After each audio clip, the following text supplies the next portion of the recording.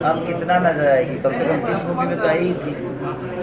सबका एक टाइम होता है और सब लोग करते हैं, ऐसा नहीं है कि वो हमसे दूर है हम उनसे दूर है। हमारी भाषा में जो लोग काम कर रहे हैं सब एक दूसरे के पूरक है। सबका एक समय होता है, टाइम होता है, समय के साथ सब कुछ होता है, समय के साथ ही इंसान को चलना भी चाहिए।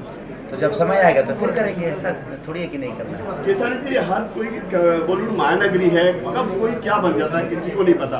कोई ऐसा आपका सपना है जो पूरा नहीं हुआ कि फिल्म लाइफ में इसके साथ मुझे काम करना है? अमिताभ, शाहरुख, सलमान, कोई ऐसी फिल्म कोई है आपका? मैं सपना नहीं देखता जी, मैं सपने में जीने वाला आदमी हूँ नहीं। फिर भी कोई ऐसा ड्रीम है आपका? मेरा ड्रीम है ही नहीं, मेरा ड्रीम एक ही है कि मुझे काम करना है।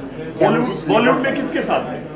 अगर आपसे मैं पूछता हूँ बॉलीवुड में आपका फेवरेट स्टार कौन है, इसके साथ आप काम करना चाहेंगे? हमारे लिए बॉलीवुड जब देखा जाए तो हमारे लिए रवि किशन ही हमारे लिए बॉलीवुड है, हमारे मनोज तिवारी ही है, हमारे रवि आपके दिनेश लाल यादव ही है। अक्सर सलमान